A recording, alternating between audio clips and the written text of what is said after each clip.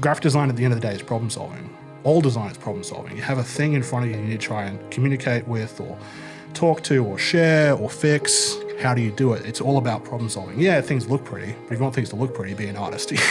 Graphic design has to work at the end of the day. Hi, and welcome to the Your Story Studios podcast, a podcast where we sit down with creatives and hear their story. I'm Nathan, and today we are joined by Shaun. Hi, Nathan. Hi, Shaun. How are you? I'm great. That's good. Yeah, it's been a really good week, and I'm excited to sit down and have a chat with you about creative stuff. Awesome. So, Shaun, who do you think you are? Big question. Well, I used to say I was a graphic designer. These days, I kind of sell myself more as a Swiss Army knife creative, do a little bit of everything. Graphic design is still my bread and butter, but I'm a photographer, I do video editing, not as good as you.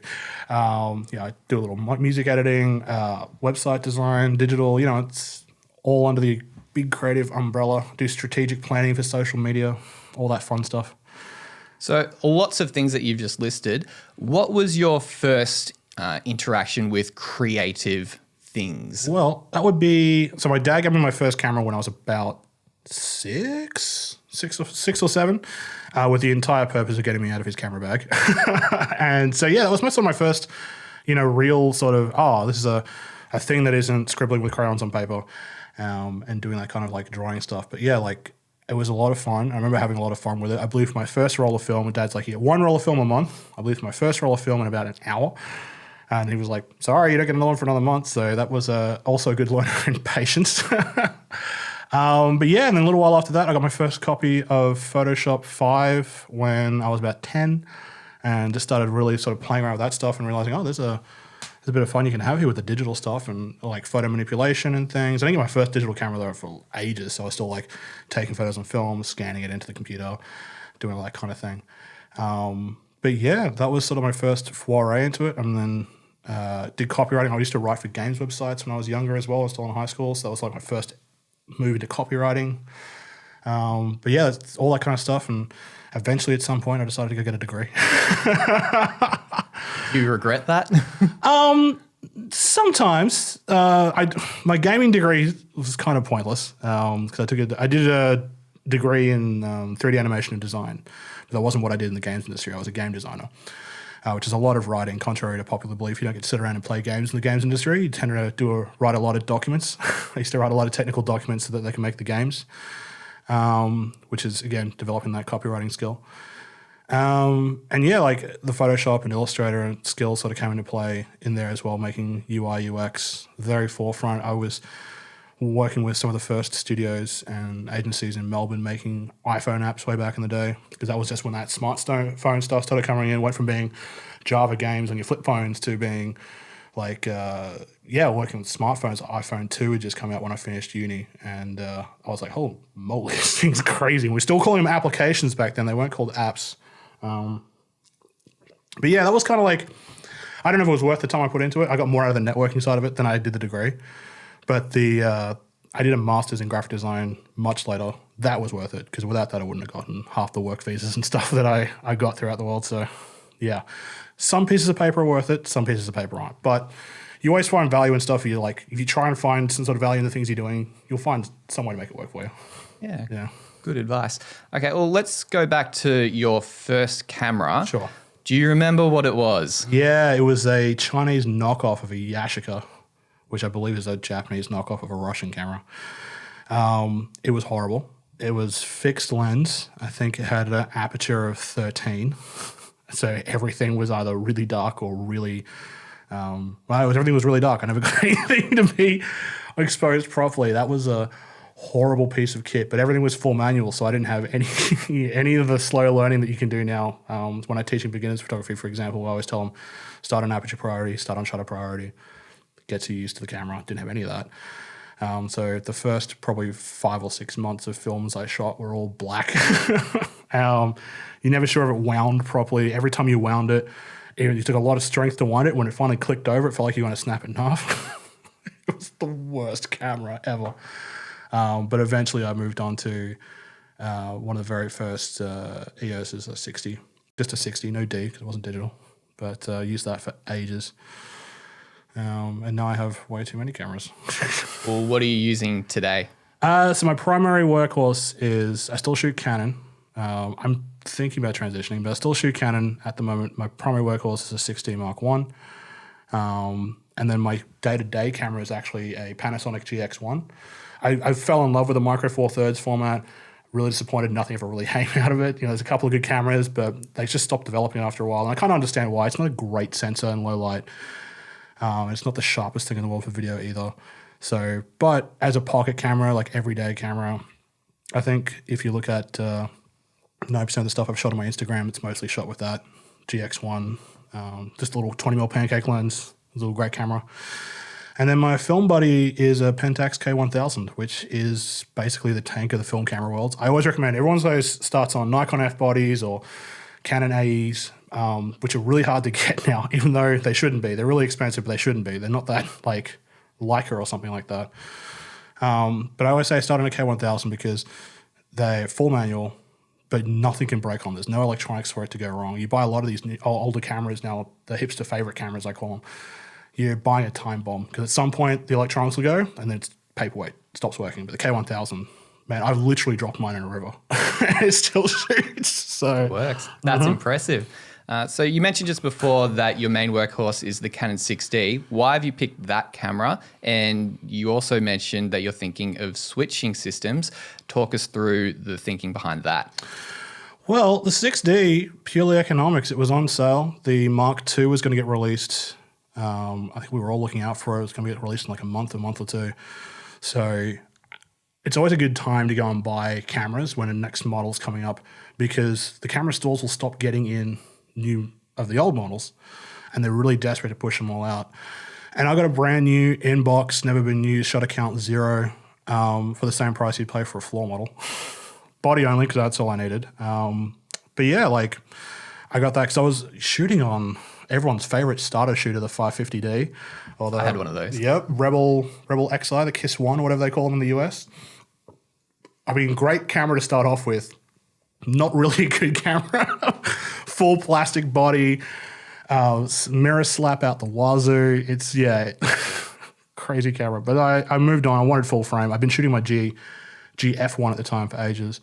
And I just got back from the UK. I was like, no, I need a full frame camera. Start doing more professional stuff at work. So I moved on and got that. Usually paired with a nifty 50 because I'm too cheap to buy new gloss. But hopefully the next one, tax time, is going to be upgrading some Tamron, probably like a 2875 zoom lens. So. And then you mentioned your GX85? GX1, sorry. What drew you to the Micro Four Thirds system and what downfalls do you see with it? What drew you to that from full frame? Because you mentioned you wanted full frame, but now I'm going to a Micro Four Thirds system. Well, I was using the 550 for ages, and then one of my friends came down from Sydney, and he'd gotten at the time the brand new GF1, and I saw it. I was like, this thing looks cool, and he had it with the 20mm pancake, which turns out to be a super rare lens to find these days. But so I went around and looked at it, and I was like, oh, should I buy it? And I had a really good paycheck from a client. I'm like, yeah, I'll go and try and find one. Not realizing again, 20mm pancake, super hard to find. So I got it with some horrible like 1875 kit lens. As most kit lenses are generally pretty terrible, but this wasn't too bad. It just wasn't a great, like, really clear piece of glass. So yeah, we worked with that one for a bit, and I think the really joy to me is like I'm a street photographer, so having big bulky pieces of gear on the street, people tend to notice. People look at you strange. You get a lot more questions. When I pull up the GX1 to shoot or the GF1 back in the day, no one noticed or cared. It's too small. It's that big. The same thing with my Micro Four Thirds camera. The whole appeal to me as a street photographer was small packages. Because the ideal street camera, like every street photographer's holy grail, most photographers' holy grail is a Leica. And the M... Why is that? It's the red dot. I don't know. If you've ever used a Leica, it's really hard to explain. Like, it's a $10,000 camera, and you go, there's no way this camera's worth $10,000. And then you use it, you're like, I need to find $10,000. I need to find 10 grand somewhere in my life so I can buy this thing. But yeah, like the thing with Leicas is, they're small, they're compact, they're, you barely notice they're there. And the other thing is with the lenses is they're very quiet. And there's another thing that's with I liked of the Lumix series over, say, the OMDs was the shutters are really quiet. Whereas with the OMDs, they're still very loud, very rubby. So yeah, having those cameras, and again, like, you know, a lot of the stuff I end up shooting when I was in London and Hong Kong and Singapore, all that stuff is in big crowds.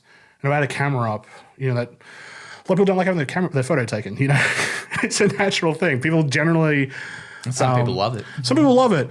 When you're out in the street and you're trying to capture that moment, you know, it's a lot easier when you have something that's low profile. Which isn't to say you're doing creeper shots of being like some sort of skis, but you know, there's a moment that the photographer Henry Cartier-Bresson talks about where you get a person and they're not focusing on the world or anything else around them. They're just like inside their moment, and you capture that on film, and it's magic. And it's easy to do when they don't know you're there. It really helps. It does a lot. And, you know, the thing is too, like 20mm prime, that works out to be about 50. And, you know, as you know, I'm sure some of our audience do as well, that sort of 35, 50mm, it's similar focal length to your eye, so you're not losing a lot in distortion. And then 20mm pancake stops all the way down to 1.8. So you get that really lovely bokeh when you're doing a good portraiture. You know, and the autofocusing on the GX1 is really great. In the end, the reason I moved off it was because of low light. You know, you're trying to shoot stuff in a restaurant, you're trying to shoot things in even late afternoon to early evening, and nothing over 800 ISO is useful. Like, it's all flat, artifacty, not great. So it's like, all right, well, I got to go to film. That's purely a symptom of the sensor being so small. There's nothing you can do about it. It's just physics at that point. So I was like, well, I'm going to go to full frame anyway. And I initially was going to go to Sony, which I still might do. Because I just, like most people in the world, saw the new range of cameras. I'm like, I need that. I need to find another $20,000 in my life and go and change my whole system over. But I still had all my Canon lenses, still had all my Canon accessories, all the speed lights and whatever. So I was like, all right, well, I've got to move off. And that's when I made the move over to 6D. And and then now I'm like, Sony. I still shoot my GX1 on my daily. The only downside I find with it these days is it doesn't have Wi-Fi in it.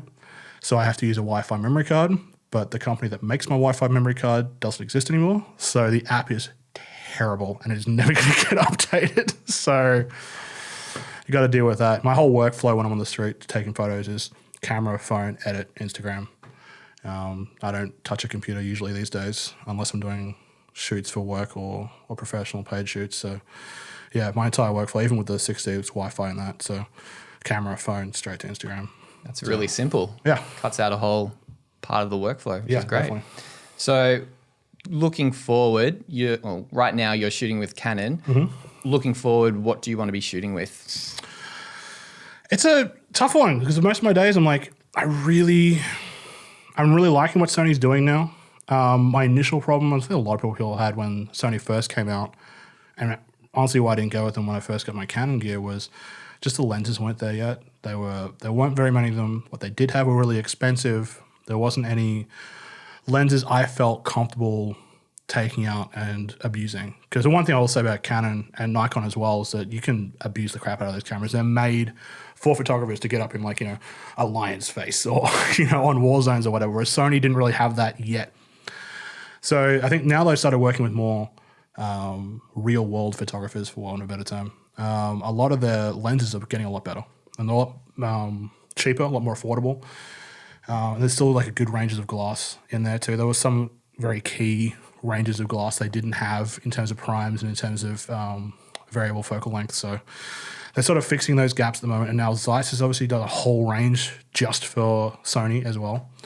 And Zeiss glass is about as close as you can get to Leica without going all the way to Leica. So that's one idea. And then the other idea is, sell an arm or something or a kidney and go Leica. Because, I mean, you really have to think, why would you make the jump? Like, what can Sony offer you that Canon right now can't? Or that your current 6D? Yeah. And it's really just a compact form factor as well. Like, you know, the Sonys are smaller. They're not DSLRs, so they're not SLRs, first of all. So it really cuts down on the bulk. You know, initially there's another problem as well with shooting them originally was the electronic viewfinders weren't great. And they're a lot better now. Like I've used a couple and I'm like, this is almost as good as shooting, you know, SLR through the lens. So form factor, size is one of them. And then the other one is just like, I don't know, switch it up, try something new. In terms of quality and build stuff, you know, Canon's kind of hit a plateau. I don't really feel like they're doing anything, whereas Sony, every time they come up with a revision, it's like, ooh, that looks cool. You know, they're trying something new. They're trying something different. So, you know, I want to dip my toes over there and see what I got. I won't sell any my Canon gear, but might pick up some Sony gear and play around with that for a year or two and see what happens. One of the things that I appreciate with people jumping ship from Canon to Sony is all the influx of used lenses on eBay. And my Canon 70 to 200, which is up there, I got that off eBay secondhand, and that was just over $1,500 and brand new. I think it's $2,500 or so. And I asked the person that I bought it off, because it's good quality, it's good condition. Why are you selling? He said, "Oh, I've swapped over to Sony." I'm like, okay, because he could use that lens with his new Sony camera with an adapter, but from personal experience, I know that adapters aren't fantastic. So it's always good to have native glass on your camera body. Yeah, no, exactly. You lose, even with full electronic adapters, you know, as you say, you lose some features. And then you're also, even the smallest spacer, you're changing the focal length as well. So a lot of little different things I used to run a lot of, used to steal a lot of your glass. My GX1, the same thing. You know, you take a 75 and suddenly wouldn't be a 75 anymore. You have the crop factor on the sensor and then you'd have the spacer. So it'd be almost like shooting a 200mm lens. It's like, so it's little weird things you have to kind of adjust for in your head when you're shooting that kind of stuff.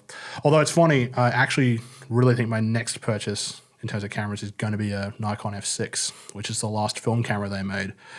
And they made that in 2010. So I was like, I want a more modern film shooter. It has some things I'm more used to, and say the Canon, my DSLRs and stuff. So I might do what every Canon shooter does at some point, swap over to Nikon. And every Nikon shooter does at some point and swap over to Canon. So was there a particular reason why you did start with Canon? Because I talked to some photographers that shoot Nikon, and I say, "Oh, why did you shoot with Nikon?" And they just said, "It's what my dad had," or "It's just the camera that I had available at the time." And I'm like, "Oh, okay, well, today, like, would you rather shoot with Canon?" And they're like, "No, I prefer to shoot with Nikon because I like their menus better, or I'm just used to it. I use what I know." So that's... Yeah, it's basically the same thing. I think if you ask every shooter, Canon or Nikon, they'll tell you the same thing. Either it's, you know, it was their inherited camera. So like for me, my first proper SLR was a Canon that my dad had bought a digital camera and then gave me the film one. And then I just ended up getting lenses and stuff for it, and then you're just stuck in the system, kind of like, you know, the old Apple versus PC debate, you know. But I used to have this really hilarious, like, to me, poster in my studio, and it was like, you know, Canon shooters, like you started on a Canon, it grows with you. There's very platforms as you go up from professional, you know, from a beginner all the way to professional. You will turn over and start shooting Nikon. And then underneath it says Nikon users, you know, you start to grow up with this camera, it's got everything from beginners all the way to professionals, you will end up shooting on Canon. Like, you either stick with it the whole time and you find some little idiosyncratic reason why you stay there, or you swap. I mean, the thing is too, like, you know, no one should ever feel like too bad about staying in systems, because there's benefits to it. You know, like I said, you know, you have so much gear that's for one system, like it doesn't make a lot of sense to change. But then, you know, if you want to swap around, like, I don't think I own more than 2 cameras for any one brand of all the cameras I've got sitting around, even all the film stuff. Like, I just shoot different things. People do weird stuff, especially when you start shooting like older cameras, but like in the new stuff too as well. Like, you know, if you've got this stuff and you spend a lot of it, like you say, like lenses aren't cheap, especially when you start getting the L series and whatever Nikon's top series are. You're like, they're not cheap pieces of glass, $2,000 minimum. You know, might as well stay there while you've already got the investment in. Yeah, it does make swapping brands harder when you're doing something like going to Sony or whatever. Yeah, it does. And some people try to bridge that swapping over period by using adapters, and then they learn to hate the adapters, and then they sell their lenses and then just go all in on a certain system. The hard thing is, especially with Sony, just even a year or two ago, like it felt like every few months or every few weeks, here's a new camera. And you're like, oh, okay. Yeah. And if you're a Canon user or a Panasonic user or whatever, and you're seeing all these new cameras being released and they've got all these amazing features and all that, you start to think that the grass is greener on the other side. And look, there's no perfect camera. No, I don't think there is. And you just have to learn or deal with that. Yeah. But as cameras keep getting released and you start to see new tech coming out, cameras are getting better and better, but we haven't got to that point yet where it's got every single feature for every single occasion. You got to use the right tool for the job. 100%. You know, even the newest Sony stuff, I'm like, this is clearly a camera they're pitching at video shooters, which doesn't do a lot for me. I shoot video, but I don't do enough of it to warrant getting a camera that has the features that someone like yourself would want in the camera. And, you know, we've had this conversation before about some of the, you know, I think your Lumixes and stuff. Like, there's stuff on there which, for me, should make a lot of sense as a shooter. But for you, it's like, I'm not going to touch that. And then just getting to, like, you find reasons why you don't like certain brands over others. And, like, I for example, I like Olympus's form factors. I will never get an OMD because all of their buttons are too small for my giant hands. It's a problem. I rented one when I went to Spain. I was like, oh, I'll try. No, every time I try and hit anything, I hit 5 buttons around it. The worst. And like, you know, that's not a camera you can live with. Like, great camera, not for me and my gigantic monkey hands, you know. And I think this thing too, like, you know, you look over at Sony putting out so many revisions and part of your brain is like, oh my gosh, they're doing innovations. And the other part of your brain's like, what was wrong with the last camera they just put out? I was saving for that. What's wrong with that one? What's this one got that one doesn't? Yeah, and now that one's, it's a little bit older now. So I want the shiny new thing as well. But what you mentioned before, I thought was quite smart with your purchase of the 6D. They were bringing out the 6D Mark II. I'm sure you looked at the specs and thought, yeah, that would be nice, but the 6D does exactly what I want. It's this price. It makes financial sense to get this. I don't need to have the shiny new toy because a lot of clients that might be trying to book you, they might not necessarily care about what camera you're shooting. Sure, there'll be some clients that are like, oh, you're not shooting with a 5D Mark IV or whatever. Well, that's okay. You don't have to shoot with the 5D Mark IV. You can shoot with whatever camera you've got that gets great pictures, and obviously you can get great pictures out of the 6D. Yeah, like, I mean, literally I looked at it and was like, I can't remember the spec sheet off the top of my head anymore, but it was as minuscule as has an extra memory card slot so you can dual card slot, and It has a flippy screen. Flippy screen. I'm not paying an extra $2,000 for a flippy screen and an extra card slot. You know, it's the same sensor. What's the point? If you didn't have a 6D and you're going to jump in and that was the only thing on the market, fair play to you. But like, if you didn't care, which I clearly didn't, and I was more interested in saving $1,000, you know, grab a 6D instead of the Mark II. So, you know, some of those things do make sense. You look at some of the revisions and it's like, I don't need that. So I'm quite happy to go and get the older version of the camera. And the same thing when I got, when I bought my GF1, the GF3 was available, which again, I had the same problem with of like all the buttons on the back were too small for my gigantic hands. But there wasn't enough on it where I was like, oh, okay, I'll definitely go and get a GF3. Didn't make any sense. So I got a GF1. And the same thing when my GF1 eventually broke, which is a weird it has the weirdest like, this is a quirk that will eventually ruin your camera that every GF1 shooter knows about, but only after it ruins their camera. And that's the little tab that tells the camera if your memory card is locked or not, will get stuck in the switch of the memory card, and then you can't pull the memory card out. Now, luckily for me, I have a Wi-Fi card in that camera, so I've just got Saw that coming. Yeah, permanently Wi-Fi camera now. There's nothing I can do about it. But when I moved it off, it was the GX2 had just about to come out, and it was like, oh, I get the GX2, but it adds a tilty screen and a hand grip and not much else. Might as well just get the GX1, which I got used. The used camera market in Europe's insane, so I got it at like a third of the price I would have buying brand new out the box. Well, clearly you have a love for photography. Tell us about your love for graphic design. Graphic design, what a fun thing. Actually, graphic design is one of the things I kind of just fell into. I think everyone who does graphic design has that moment where they were playing around with some software and someone, friend, family member, something said, oh, could you whip us up a logo? And you go, oh yeah, I could do that. And then before you know it, you're designing business cards for all your aunts and uncles. And like, you know, the stores down the street, because your mom's like, oh yeah, they're a little graphic designer. Oh yeah, designing business cards, you know. And then, I just started doing it more and more. I love the tech side of anything creative. Like, I spend a lot more time doing digital things than I do physical stuff, you know, with a possible exception of model building, because I find actual models better than 3D models, but I digress. I started getting into that, and it was just a lot of fun, and I didn't really do anything with it because I was very focused on getting into the games industry. But then while I was there, I ended up doing stuff that people need in the design industry anyway, with UX and UI, you know, user interface, user experience stuff. And sort of like that's early web building stuff, HTML5 stuff. And I was like, oh, all right. And when I left the games industry, I was like, well, what do I do now? Oh, yeah, I'm kind of good at graphic design. took my folio to RMIT to go and start the Bachelor, and they're like, well, you'll be bored if you do the Bachelor's. You might as well just go to the Master's course. I'm like, all right, cool. And then 2 years later, I have a Master's degree in graphic design. But that was actually one of the pieces of paper I'm glad I did because, again, I wouldn't have found like publishing if I hadn't done that degree. Like I love magazines, I love books. I didn't really think, it sounds dumb, but I didn't really think too hard about how they're made. And then I did a publishing unit in my undergrad and I was like, oh, this is really cool. I learned about InDesign and I probably spent a year just diving into InDesign, doing everything I could in InDesign. And now I work in publishing now. And yeah, I was like, oh, great, this is awesome. So as far as I'm concerned, I paid $10,000 to learn how to use InDesign. But you could have just learned that on YouTube. I could have.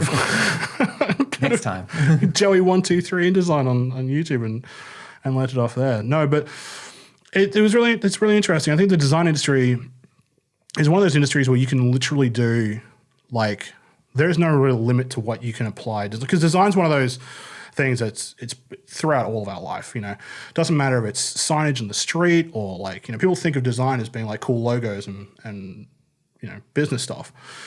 But it's not all that, it's everything from like this microphone in front of us to web pages to wayfinding graphics to, everything of that stuff is designed. And graphic design is like one sort of like baseline, sort of baseline part of it. And you can start stacking other things on top of like industrial design and product design, whatever.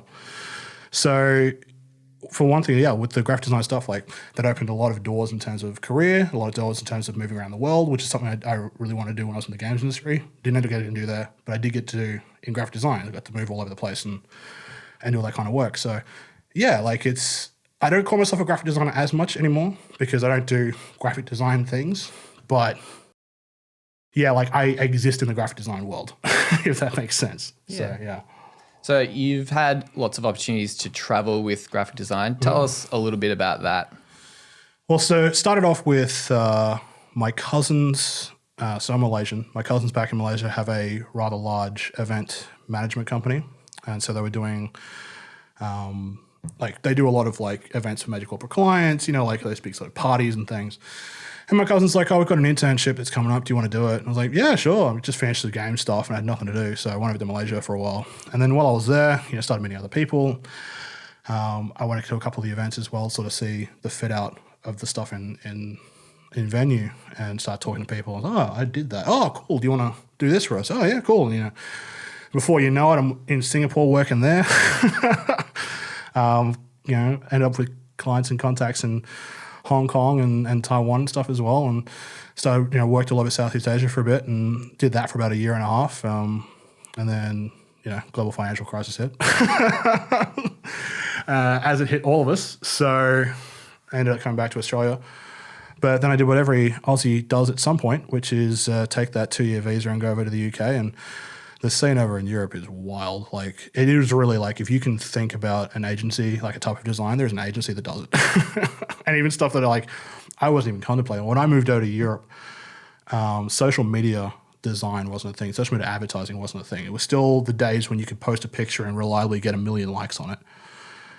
Organic reach wasn't dead yet. And then, so I sort of fell into this career of being a social media content creator and making all this stuff for huge brands. And I went from, being in Australia and working for mum and pop stores doing fish and chip shops and logos and, gaff like that to being over in the UK doing stuff for Lotus and doing stuff for Diageo Liquor. And I was like, oh my gosh, this is great. And all that through graphic design. That's what opened the door. It's not what is done now. You don't get a lot of graphic design stuff in social anymore. It doesn't work. But, I understand how that works now because I've done the creative field of it. So, and it's kind of where we're at now. Yeah, that's interesting. So you've got the graphic design background, but you've also got the photography background, and then you found yourself in social media. How did they work together? Did you find that they worked together really well to help you be the best social media person you could be? Or tell us a bit about that. Well, the thing is with social media, and this is where I started calling myself less of a graphic designer and more of an all-around creative, because you can't get locked into one stream. People that just post photographs, people get bored of it after a while. You see enough pretty photos in your feed, you're like, all right, cool, what else have you got? And the same with like over-designed things. People just don't engage with it. They see design, especially on places like Instagram and Facebook, they see design as ads. Rightfully so, most of the time it is. So they don't engage, they don't engage with it, they don't click on it, they don't push on it. So there's really like a limited reason to do it. But the thing that remained constant throughout all of it was the copywriting. Copywriting, if you can string good words together, people on social like it, and it works on Twitter, on Instagram, Facebook. So those sort of things all sort of tied together, and it's good having a holistic view about creativity, especially when it comes to social media, because you don't want to get stuck doing one thing over and over and over again. That's what's really dangerous. And something I tell a lot of clients too, like, you might have a brand that say, Joe Blogs Custom Cars, and you can put all the pictures of custom cars you want on your Instagram feed. After a while, people are still going to stop caring. Because same thing over and over. Exactly. And there are other accounts that do it better with bigger spend.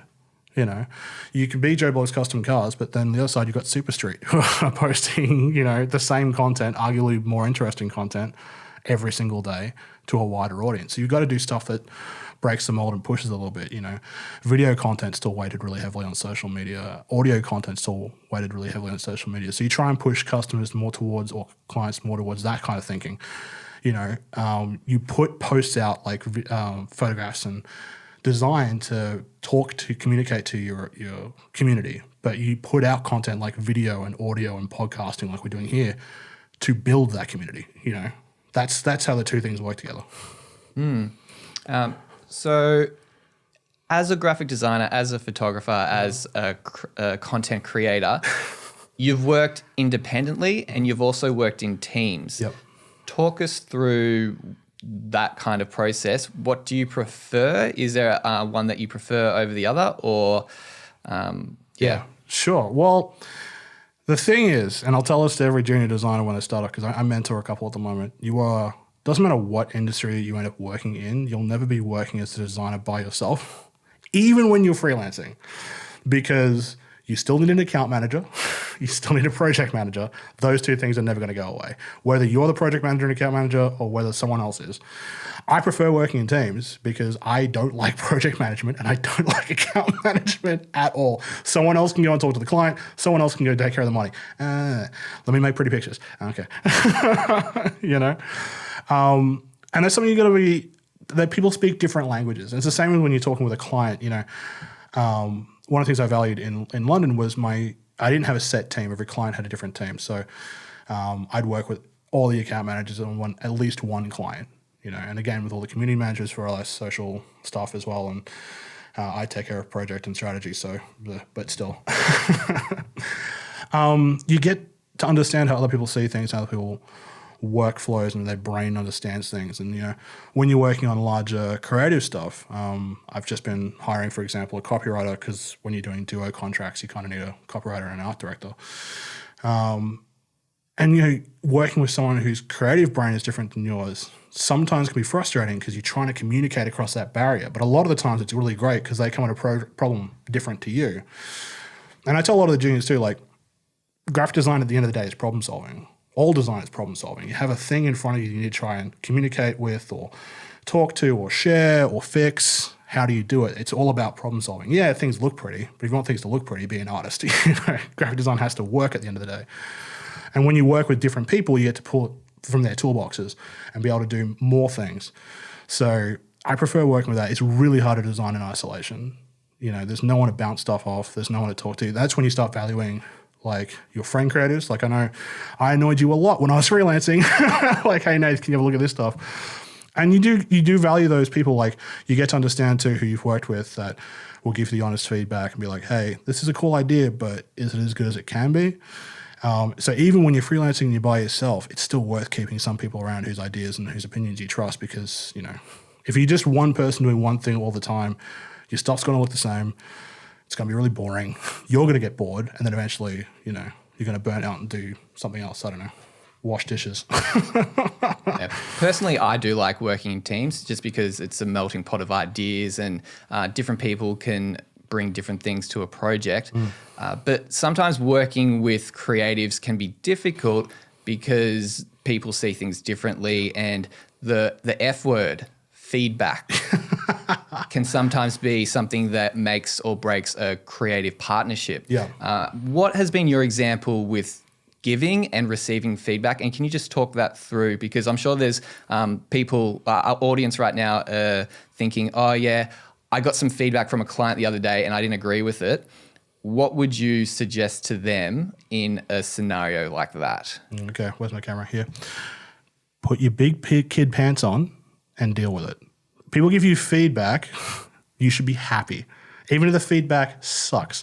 Even if the person who's giving you the feedback sucks at giving you feedback, you need to listen to that because they're telling you something about themselves. Like one of the big problems you have with working with other creators is the problem of ego, where everyone thinks they're infallible and their idea is the best.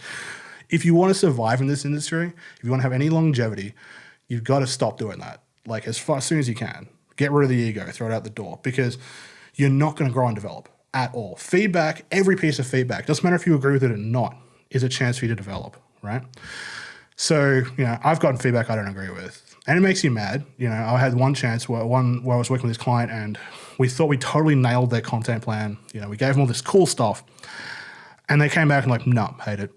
I'm like, what? And like, yeah, it's too old man. It's too like everyone else. And we thought we totally had them.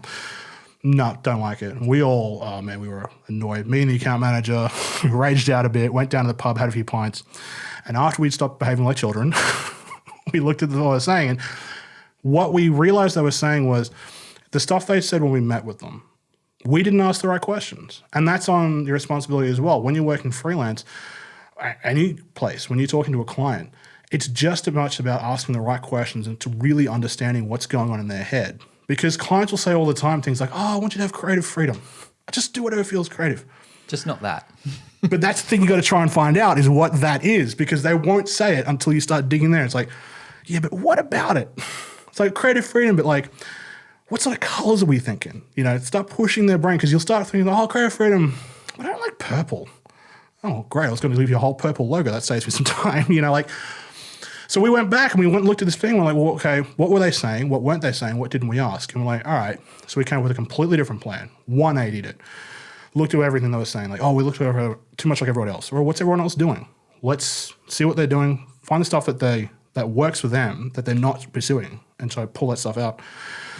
So in 24 hours, we delivered new content to them and they loved it. And then from then on there, they trust us implicitly, come up with their content. They actually ended up using our content as the basis for their brand going forward, working with other content creators. So it's one of those things where like, if we hadn't listened to the feedback, we just said, you're wrong. And we try to justify what we've done. We would have been like, none of that would have happened. Probably the client would have left. And even if they didn't leave then, they would have left eventually until they found someone who was doing what they wanted to do. And we definitely would have been in the position where we could have dictated their brand going forward, So feedback is important, even if it sucks. Like, there's always something in there that's useful, something in there that's correct. You just got to try and, like, pull it out. And I'm not going to say, like, I'm going to say I deal with feedback great every single time I get feedback. I'm a very passionate person. But it's really important to remember that, you live and die on feedback in this industry. If your client, you should always be worried about the clients that don't say anything. The clients that don't say anything are a ticking time bomb. Because some point they're going to come to you and they'll be like, yeah, we're going. Why are you going? We just felt like you weren't doing stuff for us. Well, you didn't say anything. Well, you didn't ask us. We didn't think we had to tell you. Like, that's always a thing. Like, clients give you what they think is the right information or they think you're a mind reader. When a client gives you feedback, that's the goal. You want them to give you feedback. It doesn't matter if you think it sucks. And the other thing is too, like I told a lot of the kids I work with, like, I shouldn't call them kids. Some of the new grads I work with, snappers. The small children, the new grads I work with, like, you've got ego comes from taking this stuff really personally. When you do things creatively, it comes from a personal part of you, like your style, your taste, all that stuff's influenced by things you like, you enjoy, who you are, your context, where you've come from in life. So it's really hard when someone comes to you and says, I don't like the style of this. Because what they're saying to you in your head is, I don't like you at all. It's really hard to hear that. But you've got to, like, keep that separation. Stephen King calls it killing the baby, just putting the project aside and, like, not thinking about it and then coming back to it and going, oh, okay, that's an ugly baby. And that's a really important thing. The more sort of, like, obviously care about what you do, but don't put yourself in it. Because a client's going to come back, every project I've ever had, a client has come back with some sort of feedback, stuff that needs changing. And it sucked a lot more at the start of my career. Where I'm at now, if a client comes in and says, I don't like this, I'm going, cool. How can we fix that? What can we do? How can I make you comfortable with what we're putting forward? Because at the end of the day, again, like I said, design's problem solving. They've come to you because they like the way you solve a problem. If they've given you feedback that's not working, it means you're not solving their problem. So how do we make that go forward? So that's how I look at feedback anyway. Yeah, no, and you should be chasing it. You should always be chasing feedback. Even if they've come back in the other project and go, oh, no, we're cool. This is great. It's like, cool. Anything you want to talk about, like in the ways we were working? Did you like stuff? Like even that stuff is super helpful. Yeah, because that also builds a rapport with the client as well. And instead of seeing them as like, I don't know, this big client, scary client or whatever, they're somewhat of a friend. Yeah, exactly. I've never had a client say, stop messaging me. Yeah, ever. Great. Like I'll send. Have you ever messaged a client and said, stop messaging me? Yes. But, I'll send them things like, I'm working on typefaces. It's like, hey, so keep you in the loop. These are kind of typefaces I'm looking at. Or, I'm doing some color stuff today. And like, if I'm scanning locations, like this kind of vibes I'm looking for. What do you think? Some of that stuff saves you time. If you're starting at the start of your trial, like typeface trialing, and you go, hey, I've got these like 6 typefaces I'm kind of working with. Is there anything here that stands out to you? I hate them all. Great. That tells me a lot. Ask why, but generally it's like, all right, cool. It saves you time. Like there's nothing wrong with feedback and chasing feedback. And again, the client at the end of the day will always be like, oh man, it was great. Very communicative. When a client says that you're very communicative, what that means is you talk to them a lot. And clients like that. No one likes being kept in the dark about stuff, especially when they're paying you a lot of money to do it. Yeah, absolutely.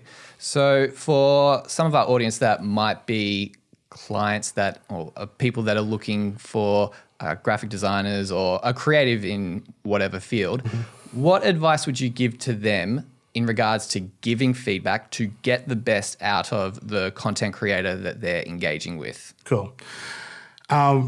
Simply, we know you're not a creative. You do not have to try. Okay, you don't have to try and find out the lingo we use. I'd rather you don't, actually, because 9 times out of 10 when a client uses design terms, they're using them incorrectly. And that's a whole nother podcast. That's a different discussion. Yeah. Just be honest. Like, don't beat around the bush. You don't even really have to sugarcoat it 99% of the time. If you send me a bullet point list of the things you don't like, that's way more helpful than a 4-page email that tells me nothing. Just really be as clear as you can be, as concise as you can be, and where you can, offer alternatives. So like if you say, I don't like the colors in this, that doesn't really help me because I'm going to have to send you an email saying, okay, well, what sort of colors are we looking for? Try and preempt that question. I don't like the colors in this. They're a bit too autumny, and we were going for a summer launch. That tells me a lot. That's a whole other palette to work with. Admittedly, if I knew you were doing for a summer launch and I gave you an autumn palette, that's my fault.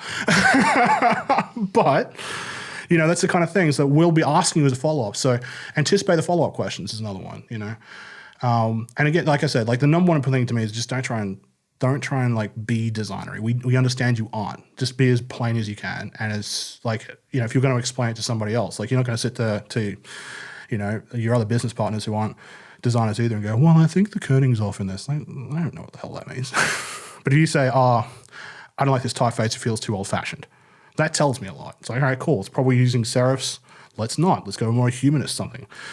I don't like this color palette because it feels too washed out. Cool, it's too many pastels. Let's try bunching up some of the colors, making them more saturated, more boldy. Like that tells me a lot by just using really simple language.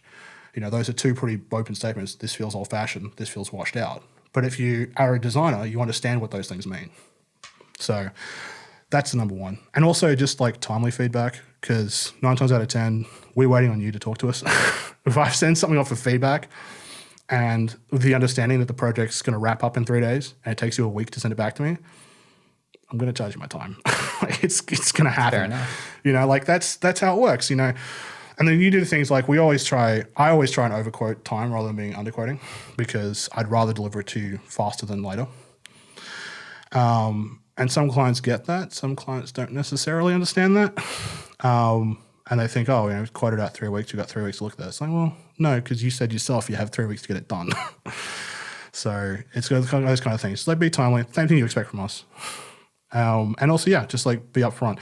You're not going to hurt anyone's feelings. Well, you shouldn't be hurting anyone's feelings by being honest about what you want. Because at the end of the day, and I say this to all my clients when we start, you're paying me a lot of money to make your brand for the next 5 years. If I do this right, this is your brand for the next 5-10 years, you know? So it's in my best interest and your best interest to have this conversation at the start and be as open about what we want as possible. And as we go along, tell me when things aren't working. That's great. That's basically it. Good. So we've given advice to potential clients, talking to content creators with feedback. Mm-hmm. What about working in teams, yourself giving feedback to another content creator? What would you do to get the best out of that team member that you might be senior over? Yeah. One of the best things like I've learned when working with teams and running teams is I don't tell people how I want things. I give them parameters and I ask questions and I nudge them along to where I think they want to be, especially with juniors, because a lot of team leaders, and if you're a team leader watching this right now, your job is to develop a junior. You're not just there. They're not just your cheapest person on the staff. You're there to develop them. So when they do leave you, and they will, they go off to their next place, and then the next place doesn't go, what the hell were you doing at your last job? And we've all been there. We've had that junior content team where we're like, did they teach you anything? Yeah, so like for me, like, key example, we're looking at this box for a kids' puzzles going out this week.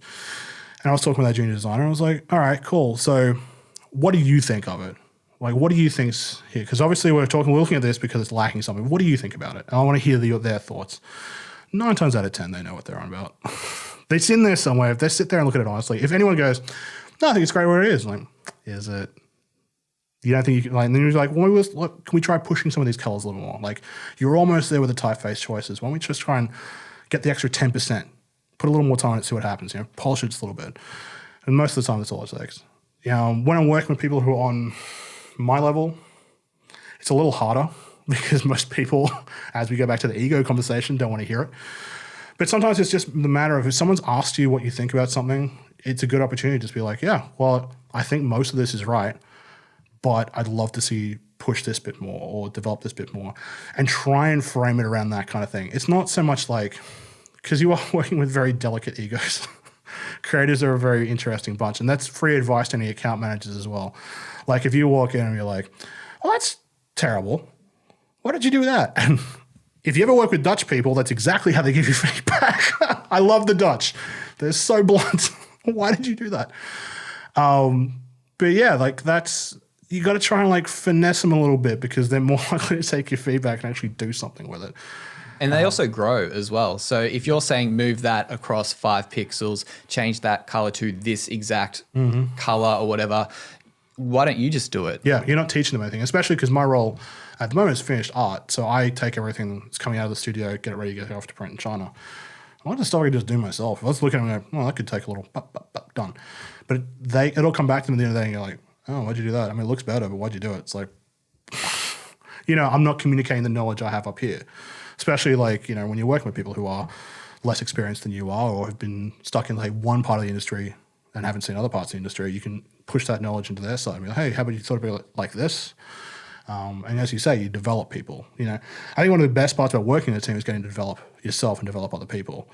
Because sometimes people come up to you like, have you tried, why did you use this color? Why did you go like this way? And they go, I used this color because of this reason. Like, oh, actually, that's a really cool idea. Yeah, no, how about you do this? I'll remember that. Yeah.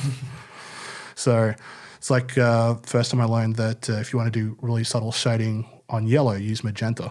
I'm like, oh, I've never thought about it that way, but that's actually the color wheel, the way it sits on things, that makes a lot of sense.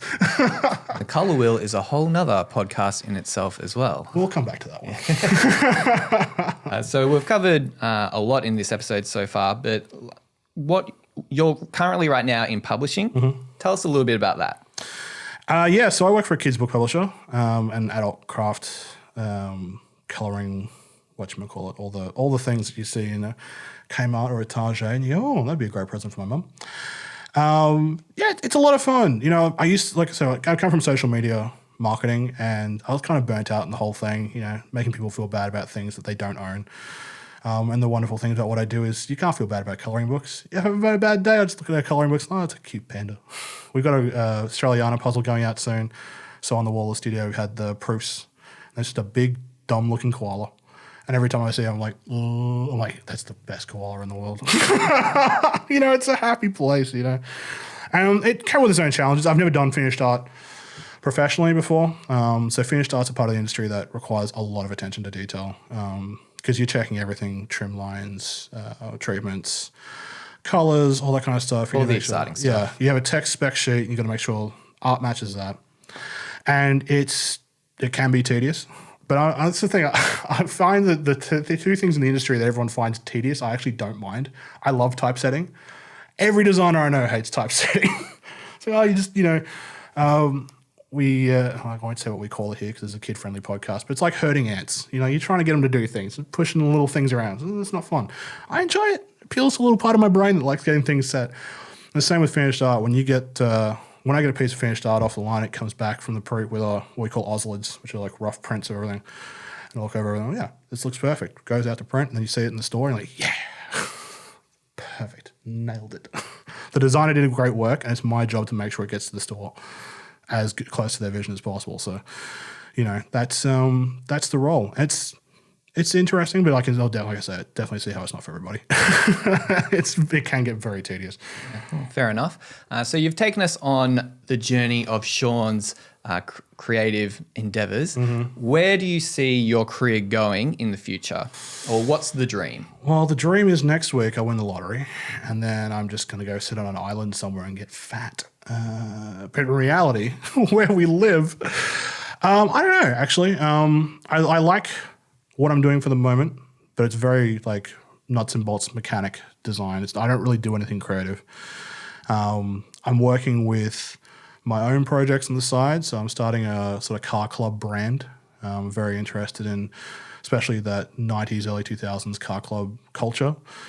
So it's a very interesting place to work in and do that kind of stuff on my own side of stuff. I'd like to go and work at something to do with sports. It's probably the only part of the industry I haven't touched. I've never worked for a sporting club. I've never worked for anything to do with sports.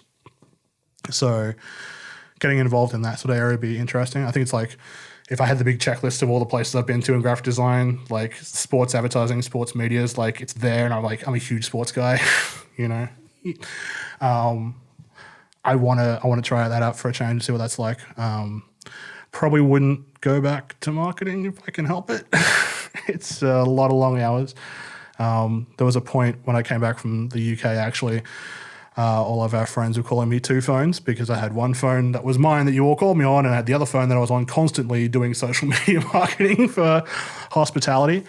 But I wouldn't say no go back to hospitality design either. That was a lot of fun. I got paid in burgers and it was great. I got so fat and I'm still working it off. But I mean, I guess so we were saying before, design can take you literally to whatever you want to do.